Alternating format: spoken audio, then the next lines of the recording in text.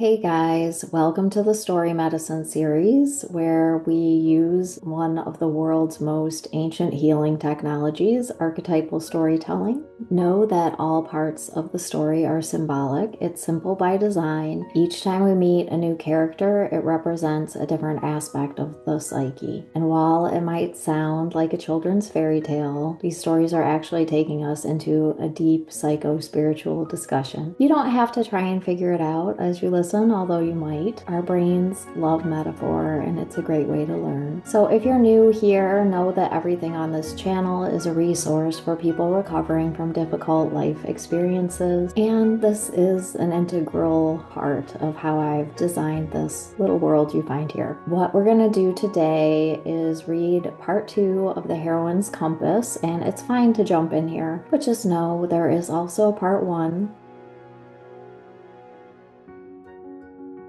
Let's get into it. When we left off, our heroine had just awakened from a long, difficult period. For years, she'd been given a potion of fear that kept her foggy and immobilized. Some in positions of power in her kingdom had determined it was the only way to keep her and her sister, the crown princess, safe from some serious threats. Now her system has mostly recovered from the potion's effects, and she's setting off to find her sister. Along the way, she stumbles upon the most amazing creature, a huge iridescent snake who has promised to help her clear her path. And so together they make their way, having faith that if they follow our heroine's intuition, they will find the crown princess. At dusk, they find a spot to stop for the night, and our heroine tries to rest and not dwell on how long this journey has taken. And if you've ever been on such a challenging path, you know just how she felt. Psst, don't be alarmed, but there's something present, the snake whispers. Our heroine is indeed alarmed, and her eyes get big, trying to see what might be lurking in the growing shadows. What is it? She squeaks. Oh, just mice. Wait here, I'll get them. The snake responds, freaking our heroine out even more. Not that she's afraid of mice. Of course she isn't. Don't you dare eat them! She scurries to her feet and grabs onto the snake as if she could wrestle it into submission. Eat mice? Why, I would never. The snake sounds legitimately insulted. If you swallow them, it makes for a monstrous stomachache. Besides, they are too valuable to eat. Our heroine, having no clue what would be valuable about mice, doesn't have to wait long for the snake to circle back, balancing a wiggly bundle of fur like a wig. If you can imagine a snake wearing a wig, and I think you can. The snake gently brings its head to the ground, and the wig scurries off, breaking formation into 9 distinct balls of fur. Oh, aren't they precious? Coos the heroine, sitting down to see them better in the dim evening light. Yes, very, whispers the snake. Why are you whispering? Are their ears sensitive? Our heroine worries she might hurt or scare the poor little dears. The snake responds in an even more hushed tone. Shh, if we're talking, you won't be able to hear them. Our heroine stares blankly. Messenger mice, hisses the snake. You've never listened to messenger mice before? Our heroine shakes her head no. Ah, explains so much, sighs the snake. Well, it's not too late to begin. Too curious to be insulted, our heroine gets down as close as she can to the fuzzy little creatures and tries to be very quiet and still. Messenger mice, well, I never. She thinks, but then tries to focus. I don't hear anything but squeaks. Be patient, hisses the snake. After what feels like a long time, our heroine is getting sleepy, having given up on focusing, drifting off, when a teeny tiny voice breaks the silence. Pain is just a messenger. And then, ouch! Arg! It bit me! Our heroine scurries to her feet, shocked at the unexpected sensation of itty-bitty teeth sinking into her skin. Ooh, no blood drawn at least. Oh dear, I think I heard it.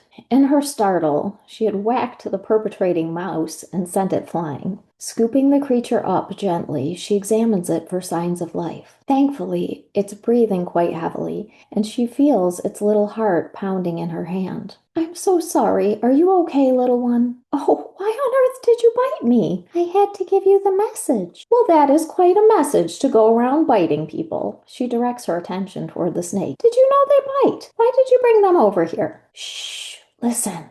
Our heroine sighs and cautiously lowers herself closer to the mice, gently placing the biter back on the ground. Okay, no more biting, guys. You have my attention. She hears a soft squeak that seems to evolve into words. Pain is just a messenger. Remember that.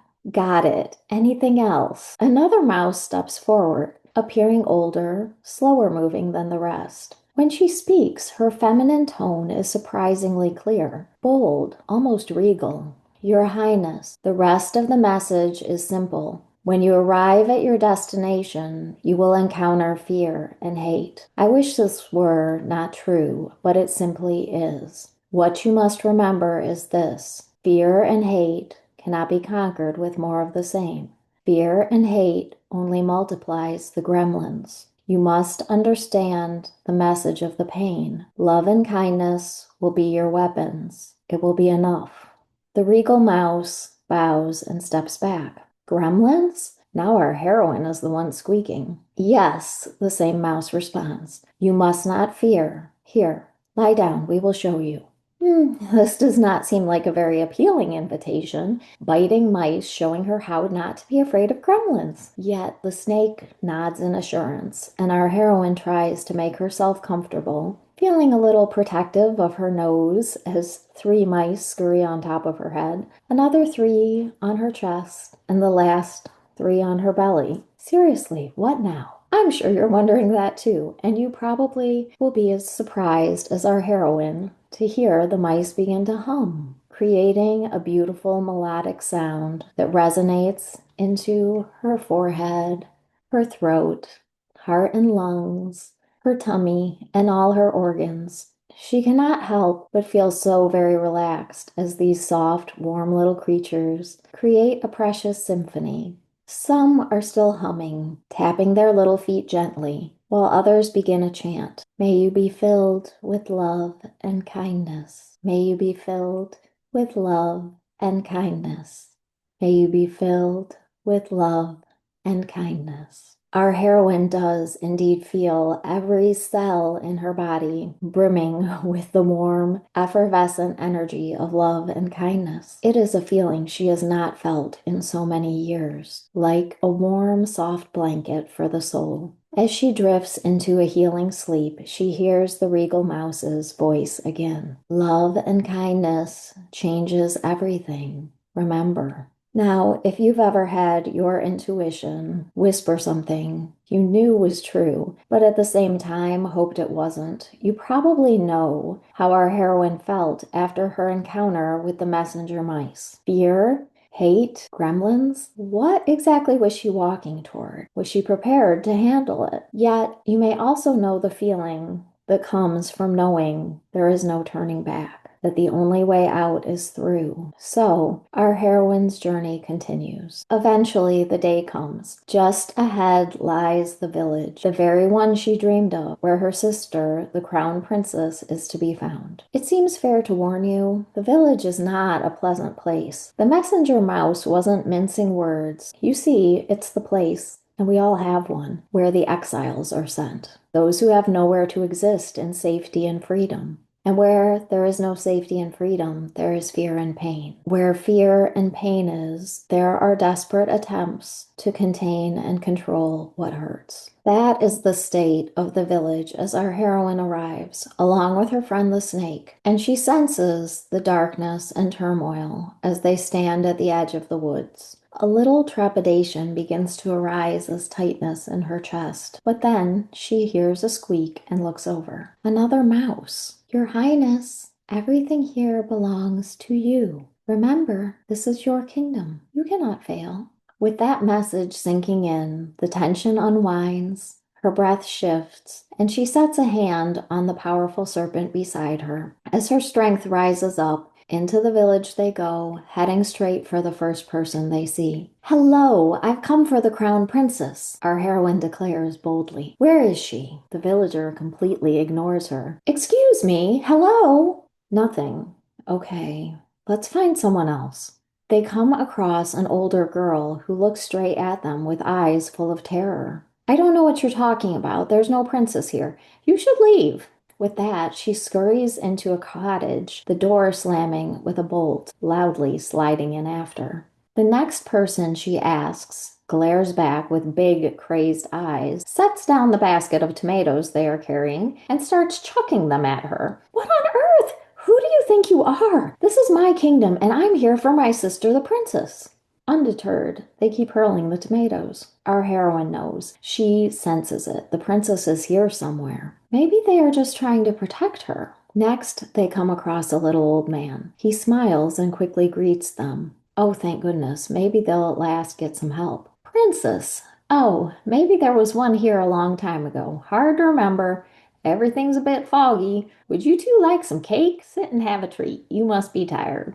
It has been a while since our heroine has had anything to eat not foraged from the woods. It couldn't hurt to stop and have a little cake, could it? She looks intently at the old man as he wrings his hands nervously. She looks into his eyes and hears the mouse's voice. You'll encounter fear and hate, and she sees it. He's afraid. He's protecting something, but it's not them, and not necessarily her sister either. No, thank you, responds our heroine. We're on a mission. And again, she looks him in the eyes and notices he flinches a bit. Our heroine doesn't flinch, but remembering her place in the kingdom, she adds reassuringly, do not be afraid. He knows more, but I think it's best not to push. She says quietly to the snake as they leave the old man behind. The snake agrees. The next person they come upon is a young woman, maybe a little younger than our heroine. She appears a bit rough around the edges and stares unapologetically as they come closer. Our heroine decides to go with a less direct approach. Oh, hi, how are you? Silence. We were just passing through, and I think I've been to this village before. Years ago, there was a lovely little girl. She was about this high, curly hair, so sweet and funny, and she could tell the best stories and sing so beautifully. She was almost like a princess, but probably not, because why would a princess live here? Anyways, I would love to see how she's doing. Do you maybe know where I could find her? The young woman raises an eyebrow, her lips forming a contemptuous smirk, almost like a princess.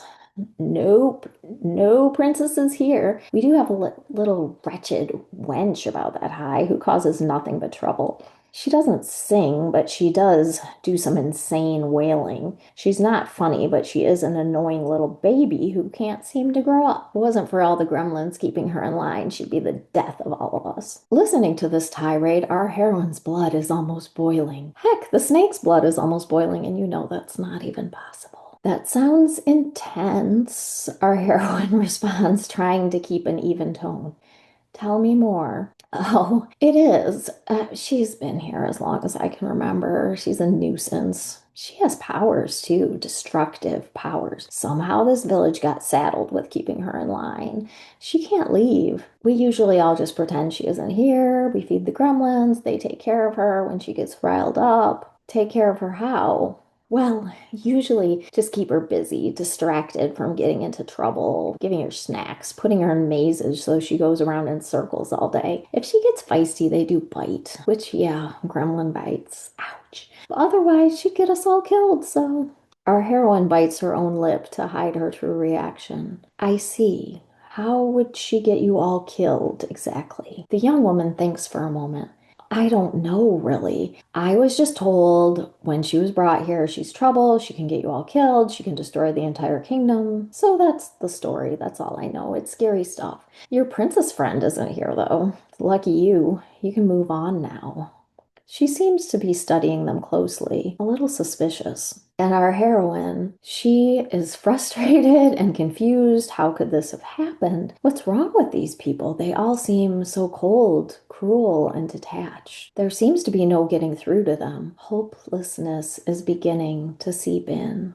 The fear and hate the mice warned about is definitely in the village, but it's also starting to spark within her. The snake appears to be affected too. Its powerful iridescent glow seems to be fading right before her eyes. For a moment, our heroine feels the same cold, immobilizing weakness the potion of fear had induced for so many years coming over her. But this time, she finds the support of the ground underneath her, forces breath into her lungs, and wills herself to take a step forward. The messenger mice echo in her mind. Love and kindness will be your weapons. Without another thought, she reaches out to the woman in front of her and gives her a big hug.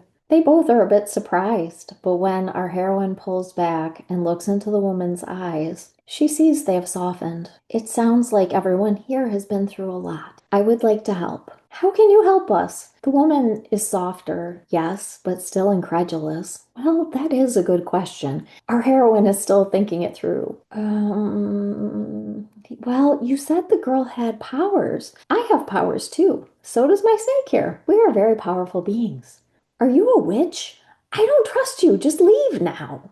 Okay, that was the wrong answer. It turns out you can't beat fear and hatred by overpowering it with force, even if the motivation is pure. Our heroine tries to recall more of the mouse's message, but she wonders, did she miss some complex underlying instructions? But the same words echo, love and kindness will be your weapons. She still doesn't know what to say, but she lets her heart speak. Please don't fear us. I understand why you don't trust me. Why would you? We just met. But know this. I want the very best for you and for the entire kingdom. Protecting this place and everyone in it is my entire mission. Would you please allow me to help? The woman thinks for what feels like a very long time. So you aren't a witch. Who are you? Although the truth may get a worse response than being a witch, our heroine knows she must be honest. Not only does she need the villagers' trust, but they need to face the reality of what is happening. Maybe they've meant well, acted out of fear or desperation, but they cannot keep abusing the crown princess because they're scared and confused. Things have to change, and that means understanding who is in charge now. It can be a lot to realize you are the adult in charge, right? But our heroine is ready. No, I'm not a witch. I was hesitant to tell you the truth. I am a princess born into the royal family of the kingdom. The snake here and I are guardians of this land and of my sister, the crown princess, who is missing. I need to see this powerful girl you've spoken of. Whoever she is, whatever has transpired between her and this village, I know I can help. We can return her to where she belongs. Will you give me the chance to earn your trust? With that, our heroine holds out her hand to the woman. There is still some fear in the woman's eyes, but at last she nods yes and reaches back. Come this way, quietly. I can show you where she is, but unless you do have powers, you won't get past the gremlins. That is the end of part 2. So let's dive into what it all means. To review, our heroine is the guardian of your highest path, and her friend the snake is the life force energy that is in service to an individual's mission. They're making their way through the woods. They're on their way to find the crown princess who symbolizes the inner child. So, in fairy tales, going into the forest, the woods usually symbolizes entering a phase of transformation. You never know quite what is inside you until you venture into that wild unknown. Our heroine's first surprise as she ventures is finding the messenger mice. I chose for there to be 9 mice because 9 symbolizes the end of a cycle. And our heroine has just broken free of being victimized and frozen in fear, and she's on this new life-changing path. The mice themselves represent the quiet voice of inner wisdom, that deep, gut level, embodied knowing that we all have, but sometimes we can't feel it or we ignore it because other parts of the psyche are louder and maybe outside voices are even louder yet. We have to really be willing to stop and listen or we can miss the messages, like the little convo between the snake and the heroine where the snake is kind of like, oh, wow, you've never listened to your inner messages. That explains a lot. So that is a challenge because for most of us, we have access to like a constant stream of information, right? And even after, we're scrolling social media or we're watching the news or whatever, our brains are still trying to process and integrate everything we took in. So if we do not have some good informational hygiene, our inner world never gets quiet enough to hear our own messenger mice, our own voices of quiet wisdom and little internal signals. In our story, we see the heroine finds the mice when she's in that relaxed brain state between sleep and wake. And of course, the mouse bites her. It's a little love bite like cats do when they want attention, but it takes her by surprise a bit. And when we aren't purposefully listening to our inner wisdom, it has ways of trying to get our attention. Maybe that's in a dream that jolts us a bit. Or if we're never really slowing down to listen, the messages may present as uncomfortable emotions or physical pain, symptoms like anxiety, stomach and headaches, grinding our teeth. There's so many variables and possibilities, but sometimes those irritations and pains are the body pointing to a situation that needs to be resolved. And that's complex and individual, but it's something to contemplate. Where are the messenger mice showing up for you, and what the hell are they trying to say? It's an important thing to figure out. For our heroine, the message of pain is telling her what is to be found deeper in her psyche, that there are the gremlins, there is fear and hate that exists in her kingdom, and also there's the inner wisdom that can only be conquered with love and kindness. And they even show her how the love and kindness feels. So that's a little mysterious how that might translate into real life, but I've experienced that, and maybe you have too. A message that is really a nudge towards possibility, even if it's something you haven't experienced before. Sometimes maybe you call it, a message from your soul self or guardians or God or just an aspect of your built-in wisdom. You can frame the delivery service however you will, but it's a pivotal moment where life gives us a taste of something we didn't know we were missing. And again, maybe it's because we never had it. Maybe it's been so long we forgot it was possible to feel that way. And again, it could be through a dream or meeting someone or something we see or witness, and it awakens some lost piece of us. A longing, a knowing, a sense that experience could be for us too. If you know, you know. And if you don't, I hope you will. Really, that transformative feeling our heroine receives of being filled with love and kindness is available to each of us, even if we've had a rough life, and no one has ever consistently given us that. Even if whatever catalyst that awakened that good feeling in us is long gone, that love and kindness can be ours and can be used to transform our inner world unconditionally, which is just what our heroine is about to do. Next, they reach the village. Classically, in fairy tales, the village was a place of safety and civilization, whereas the woods represents the subconscious, and the village would be more of the surface life. In this village, I wanted to kind of depict that protective layer between the conscious and the subconscious, sort of the mental construct that holds together our worldview, our beliefs, identity, things that provide a sense of safety and stability and belonging. So our beliefs are conscious, but there are also fences and walls and locked doors that keep that mental civilization in place. And often we have no real idea of the hidden reality that is behind the walls of our safe little cottages. So then we have our villagers, the protective parts of our psyche that will try to stop us from disrupting our carefully constructed, safe-seeming reality. And we see our heroine and the snake are marching into the village on the mission, and they're bringing that disruptive energy, right? They're here in service of the kingdom to the crown princess, and they're gonna blow some doors off the place. That can be kind of like when we're doing somatics or therapy or psycho-spiritual work in some way, or we have that awakening experience. Our nervous systems aren't so frozen anymore, and that energy that snake energy is starting to flow in our bodies. And along with it, the deeper awareness starts to arise into our consciousness. So suddenly we could be getting glimpses of things we have not looked at or felt in a very long time, if ever. It could be exiled memories, knowledge, aspects of ourselves that at one time we just couldn't deal with due to no fault of our own. So, like what happened to the crown princess, we locked them away, and not necessarily intending to leave them there or push them so deep into the subconscious. But our little village ends up organizing around keeping those things out of our awareness. We see examples of how this shows up in the villagers' behavior. First, they ignore our heroine. In real life, we might just blow off an unsettling feeling.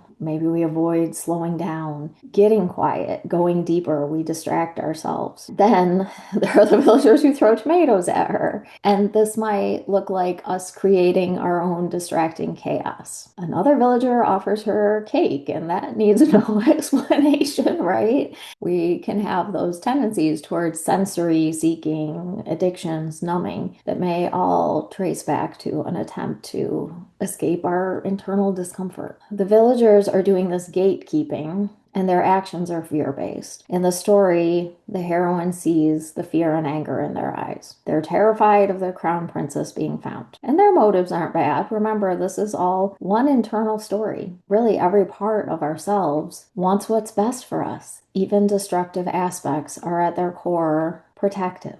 But because they're cut off from the heart and the intuition, the results can cause a lot of pain. And so we see that when the villagers are making an unconscionable choice to treat the crown princess very badly. In real life, this could show up as thinking the ends justify the means, being harshly judgmental, having a lack of nuance and compassion. All of this could be directed at ourselves or at others, right? And we can see that coming up in this villager who has a contempt towards the princess. And sometimes we have that mean inner critic that just tears our tender, wounded inner child to bits. As the heroine, we have to deal with that, and it has to be addressed with love and kindness while also taking charge of the situation. So we have this dialogue where our heroine is kind of navigating her own internal power struggle with the villager and realizing there's a lot of fear and lack of trust to be addressed before she can get any cooperation. This kind of illustrates why we experience things like self-sabotage. Like we set a goal that we know would be so wonderful to achieve, but part of us doesn't trust it. And subconsciously, it's associated with something bad happening. So we try to power through, or maybe we lie to ourselves a bit without addressing the protective layer and the fear and pain underneath it, and it just doesn't work. So again, our systems always prioritize safety and survival. And as our heroine learned from the messenger mice, we can't win these battles with fear and hate by beating ourselves up. These are tender areas formed by wounds that never healed,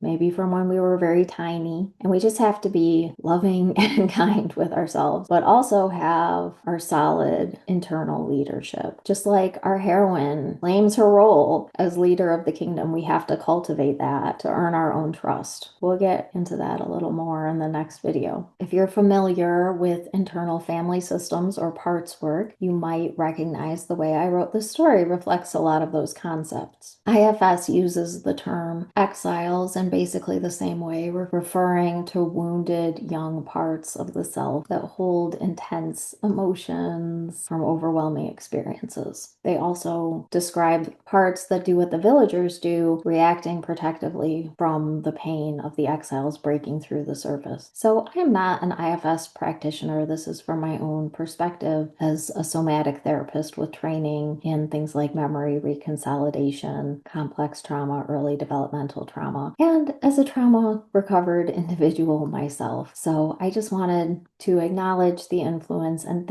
say thank you to Dr. Richard Schwartz, creator of IFS, for his amazing contribution to the world of trauma recovery. And as with all of this, Just use it as a jumping off point, as an exploration of your own experience. If you would like more resources for claiming your own heroine energy, taking ownership of your internal world, you can pop over to my website or move right on to the next video. We're going to be reading the last part of the heroine's becoming story, and we're about to meet the gremlins. So I will see you there. Thanks for being here.